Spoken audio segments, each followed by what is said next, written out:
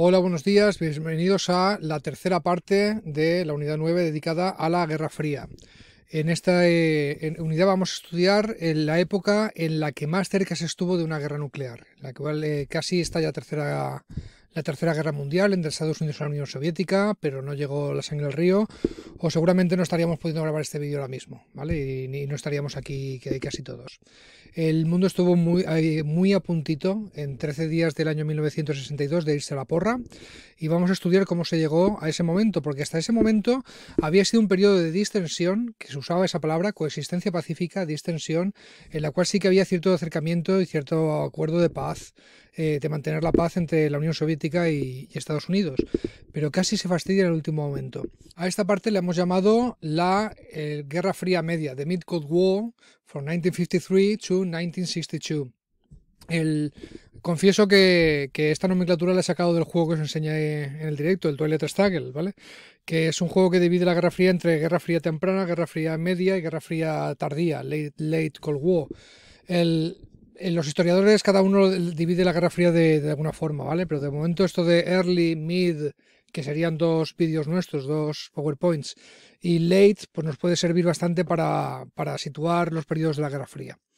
Aquí vemos a Khrushchev, que va a ser el jefe de la Unión Soviética, el premier de la Unión Soviética cuando muere Stalin, y uno de los presidentes más populares de la historia de Estados Unidos, John Fitzgerald Kennedy, charlando tan amablemente, ¿no? En una época en la que ya digo que la distensión se notó bastante, y la voluntad de estos dos líderes porque no estallara la Tercera Guerra Mundial, pues a pesar de sus modelos distintos de democracia que se confrontaban y sus modelos económicos distintos, pues estaba ahí la voluntad de que no estallara la cosa. Lo que pasa que se torció todo en el último momento de este periodo. Vamos a ver cómo. Ok, tenemos que hablar de un cambio de líderes, ¿vale? Tenemos, por un lado, en Estados Unidos, los presidentes de este periodo van a ser Eisenhower y Kennedy, ¿vale? Eisenhower va a ser del Partido Republicano, el conservador. Habíamos tenido muchísimas presidencias demócratas de Franklin Delano Roosevelt, sucedidas por su vicepresidente, Harry S. Truman. O sea que salíamos de un periodo de gobernar el Partido Demócrata, el progresista de Estados Unidos, bastante tiempo. De hecho, estuvo tanto tiempo Roosevelt y se murió de viejo siendo presidente, que fue entonces cuando implantaron la actual regla de que solo te puedes presentar a la reelección de presidente de Estados Unidos una vez, que el máximo que puede ser presidente de Estados Unidos son 8 años, ¿vale? Eso fue a partir de Roosevelt. Entonces Eisenhower agota su ciclo de 8 años, es reelegido, pero entonces hay un cambio. Cuando se esperaba que iban a elegir a su vicepresidente, Nixon, aparece este político joven, con aires frescos, ¿vale? Con nuevas ideas sobre cómo enfocar los problemas raciales de Estados Unidos, los problemas de la Guerra Fría, que se llamaba John Fitzgerald Kennedy, un presidente católico, que esto fue importante entonces, que solo gobernó 3 años porque fue asesinado en 1963, ¿vale? Y este era demócrata, hubo un cambio ahí. En la URSS, en el año 53 muere Stalin y Nikita Khrushchev, este señor aquí levantando el puño, es elegido cabeza de Estado de la Unión Soviética en el Congreso del PQS, CPSU en inglés, Communist Party of the Soviet Union, PQS, Partido Comunista de la Unión Soviética en castellano. ¿De acuerdo? Durante este periodo ocurre en la Unión Soviética lo que se llama la desestalinización, en inglés de-stalinization, ¿okay? La desestalinización, pues que casi lo indica su nombre. Se trata de que Khrushchev quiso revertir algunas de las políticas de Stalin, ¿no? Especialmente las de culto a la personalidad y las más represivas. El stalinismo fue criticado por Khrushchev nada más llegar al Congreso, al poco.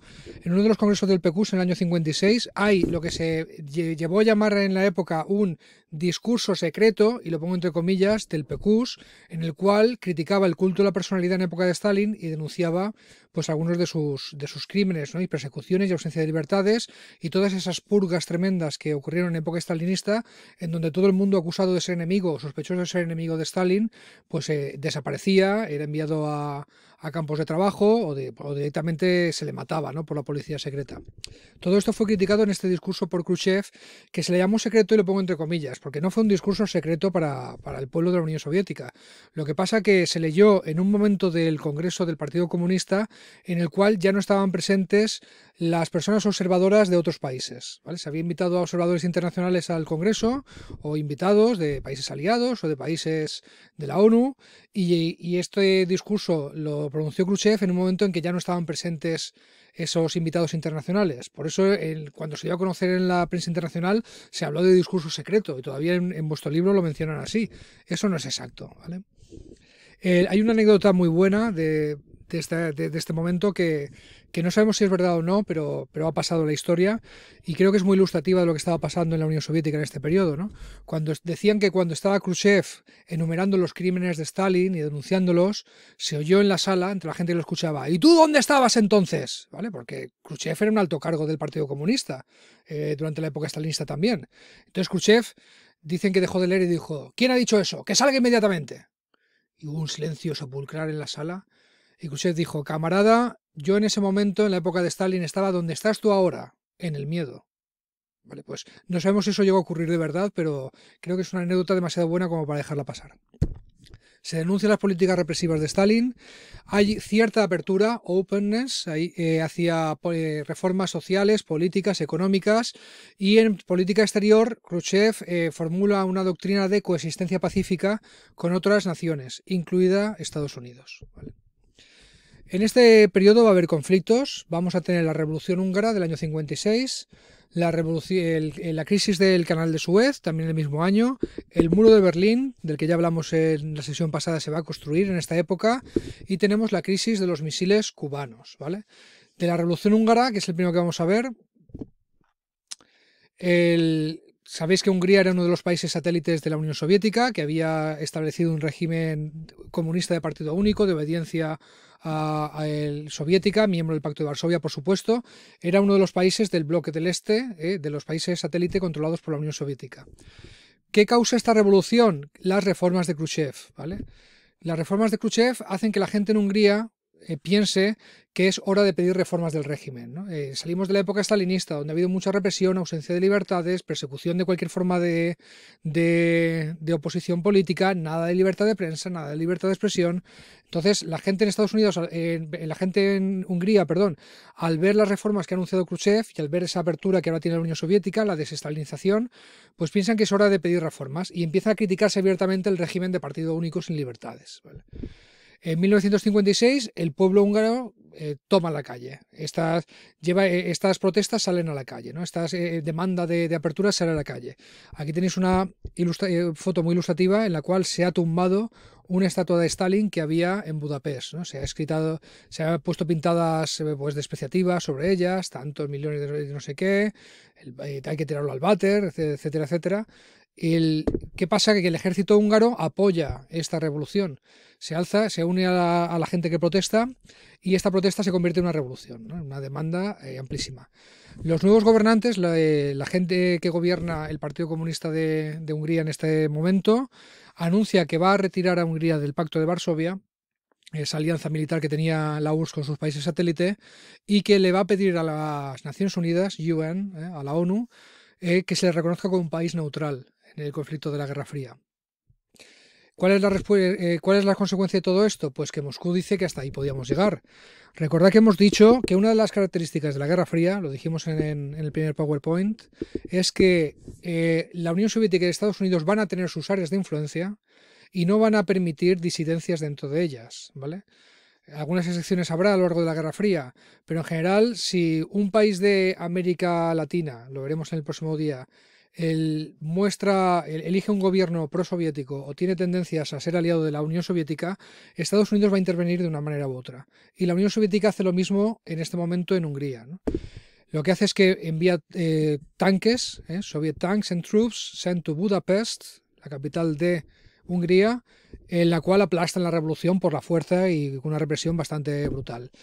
Por supuesto, los líderes húngaros son quitados del poder en este momento y sustituidos por líderes comunistas prosoviéticos que toman el control del Partido Comunista de Hungría y del gobierno del país, ¿vale? Y se aplasta este intento de apertura de la revolución. Tomad nota con esto de en cuanto la Unión Soviética abre la mano y anuncia reformas, que va a haber un régimen pues un poquito más abierto, que se van a buscar reformas políticas, etcétera, etcétera. Los países de Europa del Este lo toman como una señal de que pueden empezar a distanciarse del régimen de Moscú. Digo que toméis nota porque cuando veamos cómo acaba la Unión Soviética, quiero que lo tengáis presente, quiero que lo relacionéis. Por cierto, que del conflicto de este conflicto, de la Revolución Húngara del 56, sí, amigos y amigas, también tenemos un juego de tablero del conflicto de Hungría. Es un juego además que me gusta mucho porque se puede jugar de varias maneras. Se puede jugar de manera en solitario, se puede jugar de manera competitiva, cada jugador contra cada jugador, o de manera cooperativa, que es que un jugador lleva al general soviético Zhukov y los otros son los rebeldes húngaros, cada uno una facción, e intentan ir contra él. O sea que se puede reproducir la historia o se puede cambiarla, como en la mayoría de juegos de la Guerra Fría. Muy interesante para aprender todos los ángulos y muchos aspectos de este suceso histórico. Seguimos. Siguiente conflicto que hemos dicho es la crisis del Canal de Suez. Bueno, pues el Canal de Suez, recordatorio, es este canal de agua que se construye ya en el siglo XIX, en la época del imperialismo, para conectar el mar Mediterráneo con el Mar Rojo y conectar así también con el Océano Atlántico, el Océano Índico, perdón. Antes, para conseguir llevar por mar mercancías desde la India, por ejemplo, tenías que doblar el Cabo de Buena Esperanza, bajar por África y hacer ese recorrido tan largo. Esto desde los tiempos de Vasco de Gama, que redescubrió esa ruta. En el siglo XIX se va a construir el Canal de Suez, esa pequeña franjita de tierra, península de Sinaí, Egipto, ¿de acuerdo? Se va a recordar que Francia y Reino Unido van a patrocinar esta obra, como también el régimen semicolonial que tenía Egipto en la época de los imperios coloniales, pues estaba controlado, por lo menos en lo que a comercio se respecta, por Francia y por Inglaterra, pues van a controlar ese tráfico importante. ¿Qué pasa? Que estamos en la época después de la Segunda Guerra Mundial, estamos en la Guerra Fría. Francia y Reino Unido ya no son las superpotencias que eran. Las superpotencias ahora son Estados Unidos y la Unión Soviética, y esto va a ser muy importante. Lo que ocurre es que en Egipto se elige a un presidente, Nasser, que es panarabista y uno de los fundadores del socialismo árabe, ¿no? De una forma de entender el socialismo adaptada a la cultura de los países árabes. Bueno, pues, y también Nasser era un pan-arabista, un partidario de la unión de todos los países árabes. De hecho, llega a fusionarse Egipto con algunos países de Oriente Medio para fundar una república árabe durante unos años, ¿vale? Y el proyecto de Nasser y otros líderes pan-arabistas era que se formara una gran unión política de todos los países de cultura árabe. El caso es que Nasser, por supuesto, no está muy a favor de la presencia de Inglaterra y de Francia todavía en su país, ¿no? De hecho, la causa de este conflicto de Suez es que Nasser nacionaliza el Canal de Suez. Esta palabra nacionalizar, to nationalize, la tenéis en la diapositiva de nuevas palabras de esta unidad. Significa coger una empresa que es privada o un bien que es privado y pasarlo a manos públicas, a que estar controlado por el Estado, estar al servicio pues del Estado, de lo público, ¿no? Si cogiéramos un colegio privado y lo hiciéramos colegio público, controlado por el Estado, con funcionarios, que todo el mundo pueda acceder, estaríamos nacionalizando ese colegio. Lo contrario es privatizar, ¿vale? Eso es lo que pasó, por ejemplo, con la mayoría de compañías públicas españolas. Iberia era una compañía aérea pública que se privatizó, que se hizo privada. Telefónica también, ¿no? Bien, nacionalizar, privatizar. Pues Nasser nacionaliza el Canal de Suez. Dice, esto ya no va a ser propiedad de una compañía privada con capital de Francia y con capital de Reino Unido. Esto va a estar controlado por el pueblo de Egipto. Y quien quiera pasar por el Canal de Suez, para pasar por nuestro territorio, para comerciar, muy bien, le paga impuestos y le paga derechos de paso al pueblo de Egipto, y con eso intento sacar a mi pueblo de la pobreza y que no se beneficie pues la gente de Francia y de Inglaterra, que ya no pinta nada en mi país, ¿vale? Esto es lo que Nasser viene a decir. Este canal era esencial para el comercio internacional. Bueno, pues esto de que antes lo controlara una compañía privada de capital franco-británico y ahora lo controla el Estado de Egipto porque lo ha tomado por las armas, no le hace ninguna gracia a Francia e Inglaterra, ¿no? Entonces Francia e Inglaterra empiezan a diseñar planes para invadir Egipto y acabar con el régimen de Nasser. ¿Quién les apoya en esta operación? Un nuevo sujeto que empieza a surgir, lo ves en el mapa, que es este de aquí, que es el Estado de Israel. ¿Vale? Todos los judíos que habían sido perseguidos y la mayoría exterminados en la Segunda Guerra Mundial van a huir, esto lo explicaremos en la diapositiva siguiente, pero van a huir a la Palestina histórica, ¿vale? Al territorio judío histórico que salía en la Biblia, para fundar un nuevo Estado, el Estado de Israel. Este Estado, en medio de zonas rodeadas de países árabes, incluso teniendo a palestinos árabes viviendo en el territorio que han reclamado los judíos del mundo, pues va a causar conflictos constantes, como veremos en la siguiente unidad, ¿vale? Pero uno de ellos es es que en cuanto hay planes de Francia e Inglaterra para invadir Egipto, pues Israel dice que tampoco le hace gracia eso de que se nacionalice el canal de Suez, que Nasser está cogiendo mucho poder, que está muy gallito, que esto de querer unir a todos los árabes a ellos no les sienta bien y se unen a la fiesta de querer invadir Israel. Pero claro, siendo un país ahora con gobierno socialista, no comunista de partido único, pero sí socialista, pues la Unión Soviética anuncia que como Egipto sea invadido, ellos se van a poner del lado de Egipto. O sea que ya estaríamos metiendo a una de las superpotencias de la Guerra Fría en un conflicto. Y eso pues, puede generar un efecto dominó, que es una expresión muy usada en esta época, que haga que la guerra escale y se convierta en un conflicto mundial. Cualquier pequeño conflicto, si participan directamente Estados Unidos o la Unión Soviética, será un conflicto grande, ¿vale? Francia y Reino Unido son aliados de Estados Unidos. Como se meta la Unión Soviética con ellos, Estados Unidos a lo mejor se ve obligado a intervenir. Entonces, cuidado que empieza a escalar el conflicto, ¿de acuerdo? ¿Qué es lo que hacen la Unión Soviética y Estados Unidos? Pues usan el mecanismo de resolver conflictos de la Guerra Fría, que es las Naciones Unidas, y fuerzan a que las Naciones Unidas voten ordenar a Francia y a Inglaterra retirarse de Egipto. Las Naciones Unidas no aprueban esa intervención. Se supone que para entrar, que parte de la gracia de las Naciones Unidas, para lo que tiene sentido es que sus países miembros no se declaran la guerra unos a otros, o no hay un conflicto armado en el que intervenga un país miembro de Naciones Unidas sin la autorización o sin el visto bueno de Naciones Unidas. Y Naciones Unidas no da el visto bueno a esos planes de invasión de Francia y Gran Bretaña apoyados por Israel. Entonces, ¿qué ha pasado? Que las antiguas potencias coloniales se revela que ya no tienen el poder que tenían. Las superpotencias ahora son Estados Unidos o la Unión Soviética. Y ellas se imponen en la escena internacional para decir este conflicto no. Así que se retiran de Egipto y continúan Nasser con sus proyectos pues, de reforma, entre ellos el de la presa de Asuán, que algún día hablaremos de él, para reformar el Egipto con ideas socialistas y de redistribución de la riqueza. Durante esta época también el otro conflicto es que se construye el muro de Berlín. No me extiendo mucho porque lo hemos explicado en la diapositiva anterior. Lo que sí que os digo que ocurre en esta época, porque tendréis que trabajar sobre ello, es que en una gira que hace por países europeos, el presidente de Estados Unidos, Kennedy, muy popular también a nivel internacional, pues por la imagen de renovación de la política, un poco lo que pasó con Obama hace poco, ¿no? Que era un presidente que causó cierta esperanza a nivel internacional porque se le veía un presidente distinto, ¿no? Que podía orientar a Estados Unidos a una política internacional distinta. De hecho, Obama tiene una foto muy, muy parecida a esta, ¿vale? Este es Kennedy de frente, dando un discurso, teniendo detrás el muro de Berlín, ¿vale? Hablando de lo que significa el muro de Berlín. Y esta es la misma foto aérea desde detrás, con Kennedy aquí, hablando a una multitud congregada de muchísimas personas. Hay una foto de Obama, la tengo que buscar, que es casi idéntica. De Obama da un discurso en Berlín, en la campaña de las elecciones americanas, que consiguió hacer la misma foto, ¿no? Y consiguió reunir a una multitud tremenda en Berlín para oírle hablar. En este discurso famoso, Ich bin ein Berliner, soy un berlinés, I am a Berliner, se solidariza con el pueblo de Berlín Oeste, que está cercado por el muro, el presidente de Estados Unidos, y hace pues un elogio de lo que él entiende que es las libertades que se tienen en la parte oeste de Estados Unidos, de Berlín, porque tiene un régimen de democracia socialista y capitalista, y la privación de libertades que se vive al otro lado del muro con un régimen socialista de partido único, ¿no? Este discurso es importante y luego haré un ejercicio para trabajar un poquito sobre él. Luego llegamos ya a ese punto álgido de la Guerra Fría, ¿de acuerdo? la crisis de los misiles cubanos, en el año 1962. Ya digo que esto va a generar el momento en el que más cerca hemos estado quizás de la Tercera Guerra Mundial. ¿Cuál es el origen de esta crisis de los misiles cubanos? Pues el origen es que antes de los años 60, Cuba era un país satélite de Estados Unidos.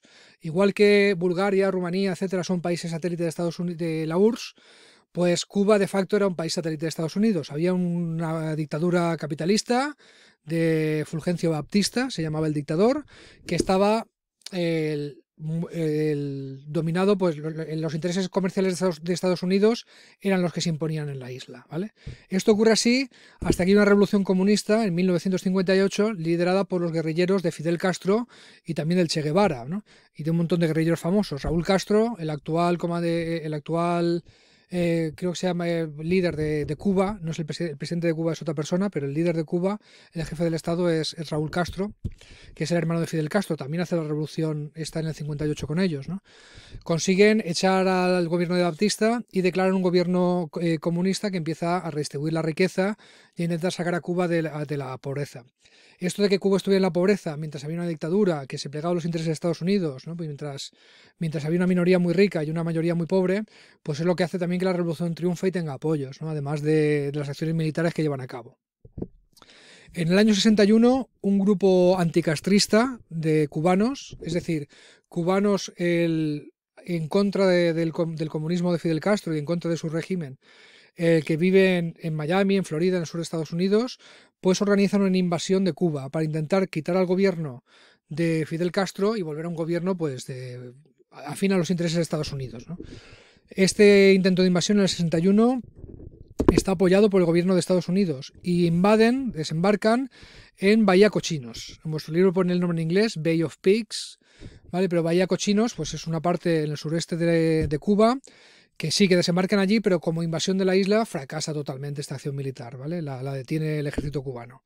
Consecuencia de esto, pues Fidel Castro le ve las orejas al lobo y se establece lazos más cercanos, más cerrados con la Unión Soviética. Que triunfe en la Revolución Comunista no significa que se había entregado el control de la Unión Soviética a Cuba. Desde luego era un país pues, que tenía de leído por frente a la Unión Soviética, pero entonces empieza a hacer más acuerdos comerciales, más acuerdos militares, más alianzas con la Unión Soviética, porque ve que Estados Unidos le puede invadir en cualquier momento. De hecho, los servicios secretos estadounidenses intentaron matar a Fidel Castro muchísimas veces a lo largo de las décadas, ¿no? Que si te mando un asesino, que si te mando un boli envenenado, que si te mando un traje de hombre rana envenenado, llegaron a hacer, ¿vale? O sea, la CIA va a intentar hacer un asesinato político de Fidel Castro que siempre va a fracasar, siempre los servicios secretos cubanos van a interceptarlo. Pero Fidel Castro es consciente de todo esto y encima el intento de invasión de Bahía Cochinos, que no fue el ejército americano, pero sí que estaba apoyado por él. Entonces busca alianza con la Unión Soviética. Se empieza a liar el quilombo. Causas del quilombo, ¿vale? Causas de por qué se lía la crisis de los misiles cubanos. Bien, en el año 62, Estados Unidos despliega en Turquía misiles nucleares, deploys nuclear missiles in Turkey. Turquía era un aliado de Estados Unidos. ¿Qué pasa? Que Turquía está muy cerca de la Unión Soviética, está al otro lado del Mar Negro. Si pones misiles de alcance medio, puedes desde una base en Turquía tirar misiles que alcancen Kiev, que alcancen, no sé si llega a Moscú, que está muy al norte, pero alcanzaba muchas ciudades del territorio de la Unión Soviética. ¿Qué hace Khrushchev en respuesta al enterarse de que están esos misiles ahí? Bien, pues yo como respuesta voy a llegar a un acuerdo con el gobierno cubano y voy a instalar misiles de igual alcance en Cuba. Eso significa, mirad el mapa de aquí abajo, que esos misiles tenían alcance en la época para alcanzar las ciudades importantes de los Estados Unidos, por supuesto Miami, Atlanta, pero también se puede meter hasta México, hasta Denver, que está muy en el interior, hasta la capital Washington, hasta las ciudades más grandes como New York y Chicago, ¿vale? Así que empiezan a desplegarlos. ¿Qué pasa? Que en una misión rutinaria, un avión espía de Estados Unidos pasa haciendo fotos sobre la isla y descubren las bases, ¿vale? Descubren que están instalando rampas de lanzar misiles en Cuba. Enseguida lo que ordena Kennedy es, primero un bloqueo a Cuba. Vamos a poner barcos, vamos a desplegar a la Armada estadounidense, al Ejército del Mar, vamos a rodear Cuba y no vamos a dejar que ningún barco entre a Cuba. Porque puede ser un barco de la Unión Soviética o camuflado llevando mercancías o llevando las piezas y los misiles para montar esas bases que han descubierto que se están montando, ¿vale? No vamos a dejar que entren mercancías ni armas a Cuba. Y amenaza a la Unión Soviética con atacar si no quitan esos misiles. Empieza a crecer la tensión, ¿vale? Esto, como digo, genera el mayor pico de tensión de la Guerra Fría. El mundo literalmente contiene el aliento, todo el mundo, ¿vale? Porque saben que esto va más allá de que Estados Unidos y Unión Soviética, dos países, se amenacen. Toda la gente en África, en Asia, en Europa, sabe que como estos dos empiecen a tirar misiles, el mundo se va a la porra, porque ya tenían armas nucleares, que ya se había visto en Nagasaki y en Hiroshima de lo que eran capaces, y habían desarrollado muchísimo armamento capaz de destruir el mundo varias veces, ¿vale? Y si crecía el arsenal de Estados Unidos, la Unión Soviética tenía que igualarlo, y viceversa, ¿no? Hay una carrera armamentística durante toda la Guerra Fría, ya lo hemos estudiado. De hecho, las naves soviéticas se aproximan a Cuba, ¿eh? Están a punto de ser interceptadas por las naves americanas, y como haya un tiro, se forma la Tercera Guerra Mundial. Khrushchev finalmente para y da la orden a sus naves de que den la vuelta. Entonces empiezan a hablar los gobiernos para buscar una solución diplomática. There is a diplomatic resolution, una resolución diplomática del conflicto. Básicamente el acuerdo es: la URSS retira sus misiles de Cuba, Estados Unidos acaba con el bloqueo, y esto no se hizo público en la época, pero hubo un acuerdo secreto, que ya se han desclasificado documentos y se sabe, pero hubo un acuerdo secreto para que Estados Unidos, si la URSS retiraba a Cuba, Estados Unidos retiraba los misiles de Turquía. Y esto en un acuerdo secreto se hizo. Así que pasó el momento de máxima tensión de la Guerra Fría. Esta foto me parece ilustrativa. Es una protesta en Londres, exigiendo, nervioso la gente, que se acabe con esa escalada de tensión entre la Unión Soviética y Cuba. Esto pasó en los 13 días que duró el episodio de la crisis de los misiles cubanos. Y como veis, todo el mundo estaba muy preocupado por esto. Esto iba muchísimo más allá de dos países amenazándose. Nuevas palabras que hemos aprendido aquí, la de to nationalize, nacionalizar, aprenderla, ponerla en el vocabulario, puede entrar para el examen. Y vamos ya con vuestras preguntas de control. Vamos a tener en esta diapositiva materiales recomendados y ejercicios. Además de las preguntas de control va a haber ejercicios, ¿ok? Pregunta: Why we use quotes when we talk about Khrushchev's secret speech? ¿Vale? ¿Por qué usamos esas comillas que he puesto cuando hablamos del discurso secreto de Khrushchev? Y también, ¿quién apoyaba a Reino Unido y a Francia en sus planes para invadir Egipto? Contestadlas.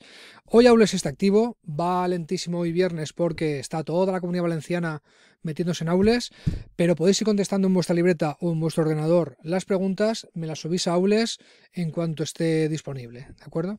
Si entráis seguramente estará disponible, irá lentísimo porque hay mucha gente metiéndose, pero poco a poco va a ir a funcionar mejor, o entrar en unas horas que no sean de mucho tráfico. Materiales recomendados, como ya digo, el juego es este de Días de Ira, brutal para conocer el conflicto a fondo, ¿vale? Para vivirlo desde dentro casi. Y la película 13 días, que como bien apuntó alguno de vosotros, está en Amazon Prime Video. De todas formas, creo que en las actividades de refuerzo de esta unidad voy a intentar conseguir algunas escenas del DVD y para comentarlas con vosotros, ¿vale? Una opción es ver la película entera, os la podéis verla. Es sobre el conflicto que acabamos de describir, de la crisis de los misiles cubanos. Es muy buena, reproduce muy bien la tensión de esos días. Yo intentaré sacar algunas escenas para que comentarlas con vosotros en un vídeo aparte. Bueno, vamos con vuestros ejercicios, ¿vale? Ejercicio de la página 206 y de la 244. Si no tenéis el material a mano, no os preocupéis que os lo pongo aquí, ¿vale? Son resolver ejercicios como los que ya habéis hecho, de Key Historical Text, ¿vale? Uno es de la página 206, es un extracto del discurso Ich bin ein Berliner de Kennedy, y os hace algunas preguntas en el libro para que las resolváis. El otro es del discurso secreto de Khrushchev, ¿vale? Que también tiene algunas historias. Uno está en la unidad que estamos estudiando, página 206, es de la unidad de la Guerra Fría, y otro lo he sacado de una unidad más tardía, que explicaba cómo se desarrolló la Unión Soviética en el siglo XX. Lo he metido mejor en esta unidad, ¿vale? Para que el otro tema no sea tan largo. El tercer ejercicio que os propongo es explicar esta caricatura de aquí. Os la pongo también en Aules, os la pongo aquí, pero esto es una caricatura, un chiste que salió en un periódico de la época. Pues explicádmelo si podéis, ¿vale? Que seguro que podéis. Aquí tenéis el foto de los ejercicios que pido que hagáis en el libro. En el libro será mejor y trabajaréis mejor con ellos, pero responder estas preguntas sobre el texto de Khrushchev y estas preguntas sobre el texto de Kennedy. Bueno, pues